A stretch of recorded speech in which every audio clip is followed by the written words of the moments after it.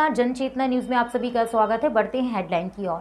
PM Modi ने Paralympic खिलाड़ियों से की बातचीत। हनी ट्रैप मामले में फतेहाबाद की 2 महिलाएं काबू। अफगानिस्तान से 120 भारतीय स्वदेश लौटे। पंचनद फतेहाबाद ने मनाया पंचनद शहीदी दिवस। अब खबरें देखते विस्तार से। प्रधानमंत्री नरेंद्र मोदी ने वीडियो कॉन्फ्रेंसिंग के माध्यम से 24 अगस्त से 5 सितंबर 2021 तक पैरालंपिक में जा रहे 54 सदस्यीय भारतीय खिलाड़ियों के दल से बातचीत की। इस दौरान पीएम मोदी ने कहा कि इस बार पैरालंपिक खेलों में भी भारत नया इतिहास बनाने जा रहा है। मैं सभी खिलाड़ियों और कोच को सफलता के लिए ढेरों शुभकामनाएं देता हूं। इससे पहले सोमवार को पीएम मोदी ने टोक्यो ओलंपिक के खिलाड़ियों से भी मुलाकात की थी। आपके पिताजी का ये प्रयास रहा जब तक वो थे, जिसकी वजह से आज आप देश का प्रतिनिधित्व करने जा रही हैं।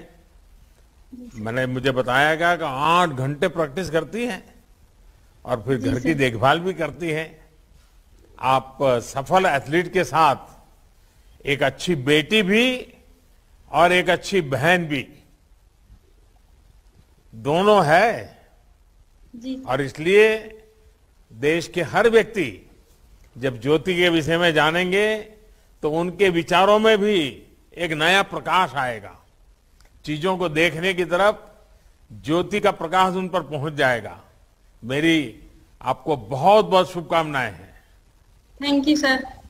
एक व्यक्ति को रेप के झूठे मामले में फंसाने की धमकी देकर उससे 50,000 रुपए मांग करने के मामले में शहर फतेहाबाद पुलिस ने तत्परता से कार्रवाई करते हुए योजनाबद्ध तरीके से 2 महिलाओं को 25,000 रुपए की नकदी सहित गिरफ्तार किया है। दोनों महिलाएं फतेहाबाद की रहने वाली हैं। दोनों के खिलाफ मामला दर्ज कर आज उन्हें माननीय अदालत में पेश किया जाएगा। प्रेस वार्ता के दौरान डीएसपी दलजीत सिंह ने बताया है कि गाँव महबूबाला के एक व्यक्ति ने इस पूरे मामले में शिकायत दर्ज कराई थी। उन्होंने कहा था कि गत दिवस उसके पास एक महिला का फोन आया और उसने उसे मिलने के लिए अपने घर बुलाया। जब महिला के घर गया तो वहां मौजूद एक अन्य महिला और साथी युवक ने उसे रेप के झूठे केस में फंसाने और वीडियो बनाने की धमकी दी और उससे 50,000 रुपए मांगे। इस पर शिकायतकर्ता ने अपने दोस्त को बुलाकर इन्हें 25,000 रुपए दे दिए, जिसके बाद से इन लोगों ने उसे छोड़ दिया। वहीं साथ ही साथ बताया गया कि 25,000 रुपए ना देने पर मामला दर्ज करवाने की भी धमकी दी गई।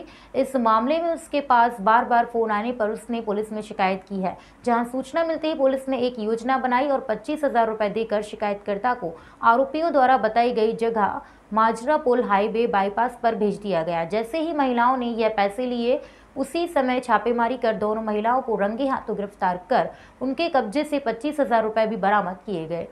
16 अगस्त को सब इंस्पेक्टर जुगलाल को मैनपाल वासी मेहूवाड़ा ने एक कंप्लेंट दी कि उसके पास एक महिला ने फ़ोन किया कि उसको कोई इमरजेंसी है। उसके ऊपर वो गया वहाँ, तो उस महिला के पास एक दूसरी महिला और बैठी हुई थी। तो इतने में एक लड़का था वहाँ, वो आया, सीताराम जिसका नाम था। उसने कहा कि तू फंस गया है, तो तेरी हमने वीडियो बना ली है और 50,000 रुपये दे, नहीं तो तेरे खिलाफ बलात्कार का मुकदमा दर्ज करवाया जाएगा। तो मैनपाल ने अपने मुनीम से बात करी और मुनीम से उसने पैसे मंगवाए। तो मुनीम ने 25,000 रुपये लाकर उसको दिए। तो शेष 25,000 के लिए कहा भी ये 25,000 आप हमें कल सुबह दे देना, नहीं तो मुकदमा बलात्कार का दर्ज करवाया जाएगा। तो सूचना जुगलाल सब इंस्पेक्टर को मिलने के उपरांत उसने एक रेडिंग पार्टी तैयार की और इनको रंगे हाथों 25,000 रुपये लेते हुए गिरफ्तार किया। तो कितने लोग इसमें गिरफ्तार हुए हैं सर? अभी तक 2 महिलाएं इसमें गिरफ्तार हुई हैं। तीसरे आदमी की गिरफ्तारी बकाया है, उस पर रेड की जा रही है, जिसको जल्दी ही गिरफ्तार किया जाएगा। तो कितने फिलहाल ये पैसे ले चुके थे सर? मतलब ये 25,000 रुपये पहले ले चुके थे और 25,000 रुपये लेते हुए ये पकड़े गए हैं। तो इनके खिलाफ कोई पहले सर कोई मुकदमा सर महिलाओं के खिलाफ? महिलाओं का तो ये तो रिकॉर्ड है, अभी थाने में वो चेक करके आपको बताया जाएगा। कहाँ के रहने वाले? ये वासी यहीं फतेहाबाद की है। तो फिर सर कोर्ट में पेश कर दिया गया? कोर्ट में पेश किया जा रहा है। अफगानिस्तान के एक बड़े हिस्से और राजधानी काबुल पर कब्जे के बाद आज तालिबान की तरफ से नई सरकार को लेकर घोषणा की जा रही है। उम्मीद की जा रही है कि मुल्ला बरादर को नया राष्ट्रपति बनाया जाएगा। चीन, रूस, तुर्की और पाकिस्तान नई तालिबान सरकार को मान्यता देने की बात कह चुके हैं। इधर अमेरिकी राष्ट्रपति बाइडेन ने अफगानी नेताओं पर हमला बोला है। उन्होंने राष्ट्रपति के देश छोड़ने के कदम को भी आलोचना की है। उन्होंने कहा है कि अब तक अमेरिकी सैनिक अपनी जान देते रहे हैं, लेकिन काबुल पर तालिबान के कब्जे के बाद अफगान राजधानी में पैदा हुए मौजूदा हालात के मद्देनजर भारतीय नागरिकों को स्वदेश लाने का प्रयास जारी है। अफगानिस्तान से 120 भारतीयों को लेकर एयरफोर्स का एक विमान गुजरात के जामनगर भी पहुंचा है। अपने देश पहुंचने पर भारतीयों ने भारत माता की जय के नारे भी लगाए। वहीं दूसरी ओर तालिबानियों का कोहराम जारी है। अब तक उन्होंने पूरे अफगानिस्तान पर अपना हक जमा लिया है। पंचनद स्मारक ट्रस्ट की ओर से 1947 में विभाजन के समय शहीद हुए 10 लाख पंजाबियों की स्मृति में मिनी बाईपास भट्टू रोड पर स्थित शहीद मदन लाल ढीगड़ा चौक पर पंचनद शहीदी दिवस मनाया गया। इस अवसर पर शहीद मदन लाल ढीगड़ा और विभाजन के समय हुए शहीदों को श्रद्धा सुमन अर्पित किए गए। इसी के साथ संस्था सदस्यों ने प्रशासन से शहीद मदन लाल ढीगड़ा चौक के निर्माण की भी मांग की। मन में बहुत दर्द है, बहुत आशाएं भी थी जो नहीं पूरी हुई, लेकिन अब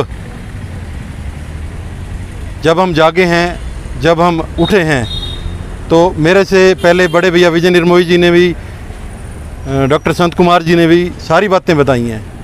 मैं सभी का यहाँ पहुँचने पर धन्यवाद भी करता हूँ और आप लोगों को आप लोगों के दम पर सबको ये विश्वास भी दिलाता हूँ कि ये मुहिम अब चल पड़ी है और ये रुकेगी नहीं जब तक ये अंजाम तक नहीं पहुँचेगी। ग्रामीण स्वरोजगार प्रशिक्षण संस्थान द्वारा आज़ादी का अमृत महोत्सव के जागरूकता अभियान के तहत खंड जाखल के गांव ढेर में स्वयं सहायता समूह की महिलाओं के लिए जागरूकता अभियान चलाया गया। इस अभियान में संस्थान के अधिकारियों व कर्मचारियों द्वारा विभिन्न प्रकार के स्वरोजगार कोर्स के बारे में भी बताया गया। आरसीटी के द्वारा भविष्य में चलाए जाने वाले स्वरोजगार कोर्स के बारे में बताया गया, जिसमें युवक और युवतियां बेरोजगारी दूर करके अपना खुद का रोजगार कर सकते हैं। संस्थान के द्वारा सभी प्रकार की बीमा बैंकिंग सुविधाओं के बारे में भी बताया गया। वहीं स्टेट बैंक ऑफ इंडिया के तत्वावधान में फतेहाबाद के पंचायत भवन में चलाए जा रहे ग्रामीण स्वरोजगार प्रशिक्षण संस्थान द्वारा जिले के बेरोजगार युवक युवतियों को विभिन्न प्रकार के निःशुल्क कोर्स कराए जा रहे हैं। इस अवसर पर ब्लॉक प्रोग्राम मैनेजर सुनील नागर, संस्थान से सज्जन कुमार बंसल, राकेश कुमार, सुनील मेहता आदि अन्य लोग उपस्थित रहे। फिलहाल के लिए जनचेतना न्यूज में इतना ही।